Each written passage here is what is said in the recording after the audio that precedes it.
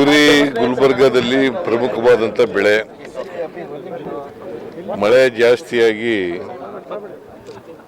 ತೊಗರಿ ಪಾಪ ಇಲ್ಲಿ ರೈತರು ಅವ್ರ ಹೆಸರೇನು ಚನ್ನಬಸವ ಸಜ್ಜನ್ ಅಂತ 2 ಸಾರಿ ಬಿತ್ತನೆ ಮಾಡಿದಾರಂತೆ. ಬಟ್ ನೀರು ನಿಂತ್ಕೊಂಡು ತೊಗರಿ ಗಿಡ ಎಲ್ಲ ನೆಟ್ಟೆ ರೋಗ ಬಂದು ಹೋಗಿದೆ. ಮತ್ತು ಅದು ಬಿಸಿಲು ಬಂದರೆ ಒಣಗೋಗ್ಬಿಡ್ತದಂತೆ ಬೇರುಗಳು. ಒಳಗಡೆ ಆಹಾರ ಪದಾರ್ಥಗಳು ಅದಕ್ಕೆ ಬೆಳಿಲಿಕ್ಕೆ ಇದು ಹೋಗ್ಬೇಕಲ್ಲ, ಫುಡ್ಡು ಹೋಗ್ಬೇಕಲ್ಲ, ಅದಕ್ಕೆ ಅದು ಹೋಗೋದಿಲ್ಲ. ಹಾಗಾಗಿ ಹೋಗ್ಬಿಟ್ಟಿದೆ. ಬಟ್ ಅದಕ್ಕೆ ಸರ್ವೆ ಮಾಡೋಕ್ಕೂ ಕೂಡ ತೊಂದರೆ ಆಗ್ತಾ ಇದೆ. ಜಂಟಿ ಸರ್ವೆ ಮಾಡಿ ಅಂತ ಹೇಳಿದ್ದೀನಿ. ವರದಿ ಕೊಟ್ಟ ಮೇಲೆ ನಾವು ಸರ್ಕಾರ ತೀರ್ಮಾನ ಮಾಡ್ತೀವಿ.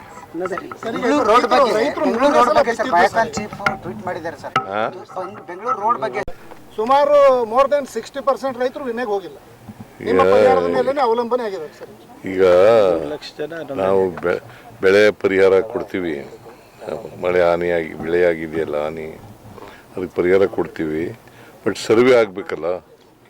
ಸರ್ವೆ ಆಗಬೇಕಾದ್ರೆ ಈಗ ಇನ್ನೂ ಒಂದು ಪ್ರಾಥಮಿಕ ವರದಿ ಎಲ್ಲ ಬರಬೇಕಾದ್ರೆ ಇನ್ನು ಟೈಮ್ ಆಗುತ್ತೆ. ಬಟ್ ಸರ್ವೆನೂ ಕೂಡ ಮಾಡೋಕ್ಕಾಗಲ್ಲ. ಯಾರು ಬೆಂಗಳೂರು ರಸ್ತೆ ಬಗ್ಗೆ ಕೇಳ್ತಾವ್ರವ್ರು.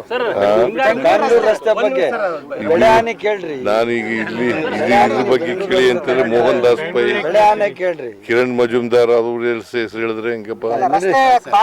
ಬೆಂಗಳೂರು ಅದು ಆಗ್ತಾ ಇದೆ. ಮಳೆ ಈ ಸರಿ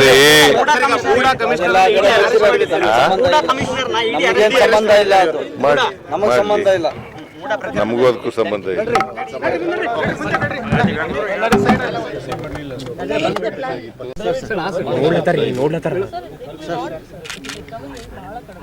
ಸರ್ ಇವಾಗ ಇಲ್ಲಿ ತನಕ ಬರಬೇಕಾಗಿತ್ತು.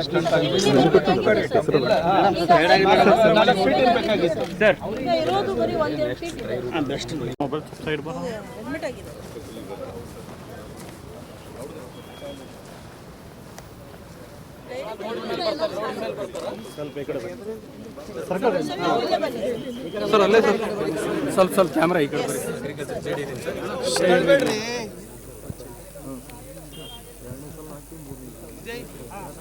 ಸರ್. ಒಂದ್ಸರಿ ಮಳೆ ಬಂದು ಹೋಗಿತ್ತು ಸರ್. ಅವಾಗ ಮತ್ತೆ ನಮ್ಮ ರೈತರು ಬಿತ್ತಿದ್ದಾರೆ ಸರ್. ಸಾಲ ಆಗಿಲ್ಲ ತಗೊಂಡು ಅದನ್ನು ಹೋಗ್ಬಿಡ್ತು ಸರ್. ಈ ಸರಿ ಫಸ್ಟ್ ಭಾಳ ಜಲ್ದಿ ಮಳೆ ಆಯ್ತು. ಮಳೆಯಾಗನ ಬಿತ್ತಿಲ್ಲ ತೊಗರಿ ನೋಡಿ ಸರ್, ಒಣಗಿಲ್ಲ ಸರ್.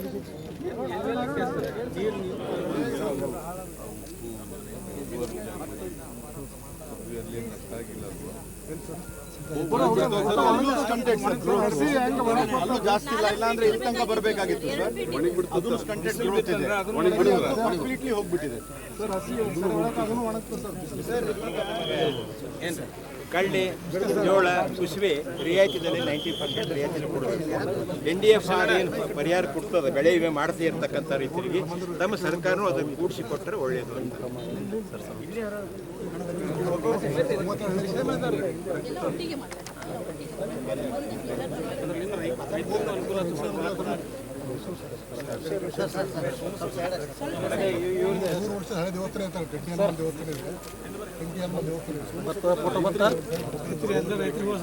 $4 ಕೋಟಿ ಆಗುತ್ತಂತೆ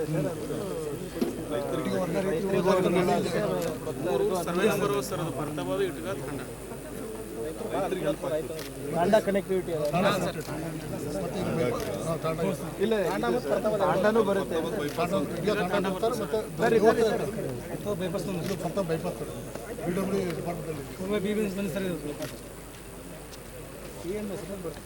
ಅದೈತೆ ಸರ್, ರೈತರು ಭಾಳ ಅನುಕೂಲ ಆಗ್ತದೆ ಸರ್. ಆ ರೋಡ್ ಸೀನಿಯರ್